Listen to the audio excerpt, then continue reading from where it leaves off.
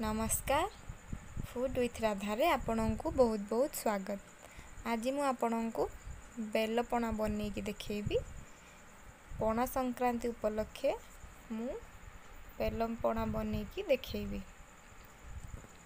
आसंतु बनैबा। जदि आपणଙ୍କୁ मोर ए बेलपणाटी भल लागिबो ताहले लाइक कमेंट शेयर करिवे एवं मोर चैनल को सब्सक्राइब करिवे।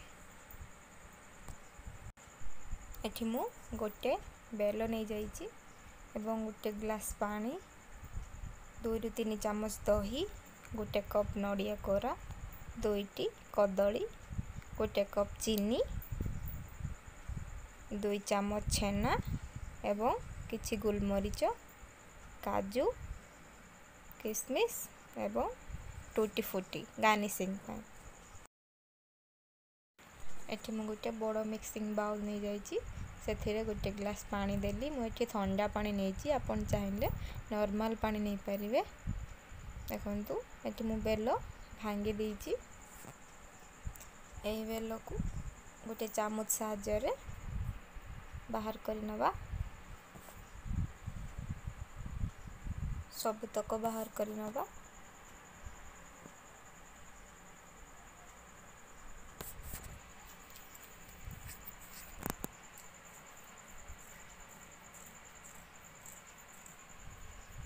बाहर करने आगु हाथ को हैंड वाश रे साबुन रे भल भावे धोई दबा कारण याको हमको हाथ रे चकुटिबार अछि। देखंतु मुझे हाथ रे चकुट नउछि।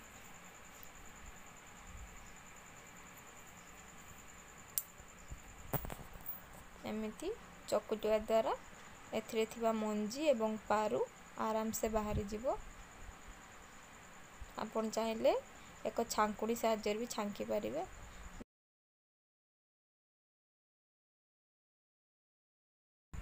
मठी आ गोटे ग्लास पानी नेली।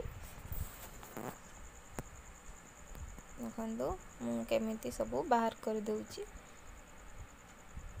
आपन एमिति चुपुड़ी के भल से बाहर कर देबे नहले छंका साहाय्य रे भी आपन छांकी पारिबे। देखंतु एठी मु सब तक बाहर कर देलिनी आउ एथिरे किछि नाही। देखंतु ए मु बाहर कर नेछि।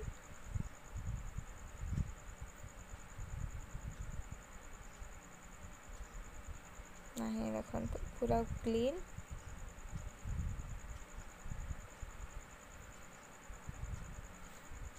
एबे हम एथिरे दे दबा नड़िया कोरा। मुठी 3 बड़ चामच नड़िया कोरा दे देली। आ एतिको गार्निशिंग पाई मु रखि दउछि। एमे 3 चामच दही देबी।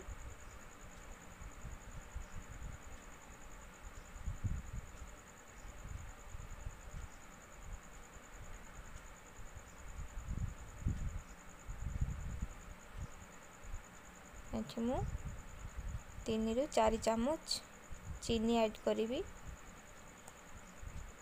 आपनको टेस्ट अनुसार आपण चीनी कम बेसी कर परिबे।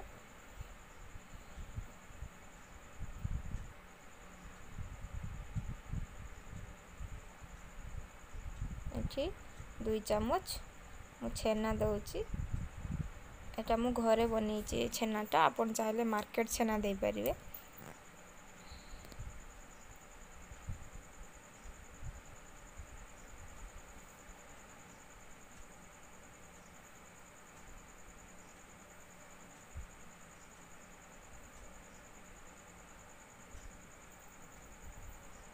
एठी रखिथिबा 2टी कदली भी दे दउछि।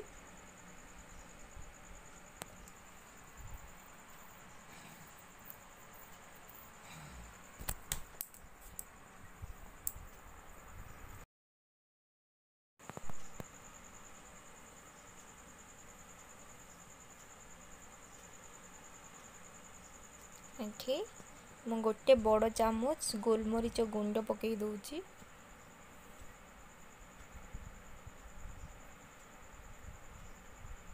यह देह पाई बहुत भलो। कदली को मु भल भाव चकुट नौची।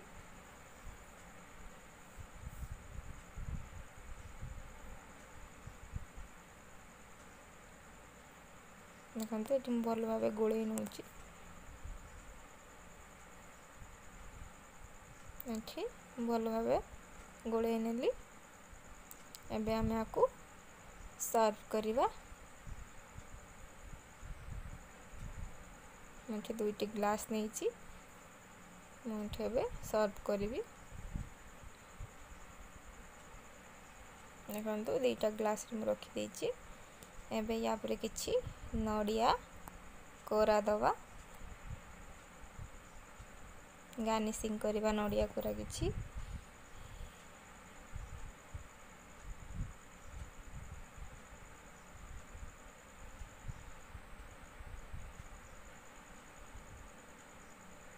तापरे 2-3 किसमिस देदेली।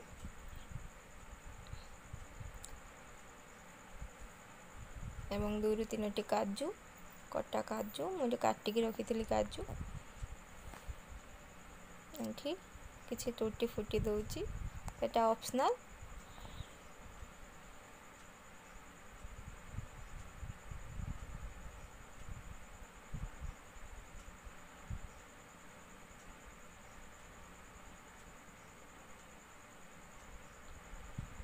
एटा मोर छेना जे थिला मु तापर टिके दे देली छेना।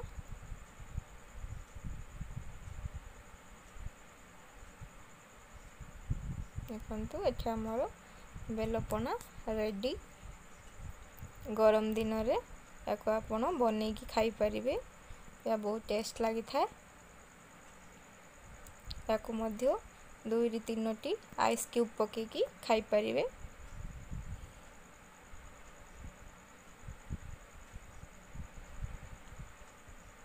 यदि आपण को मोर एही बेलपना भल लगी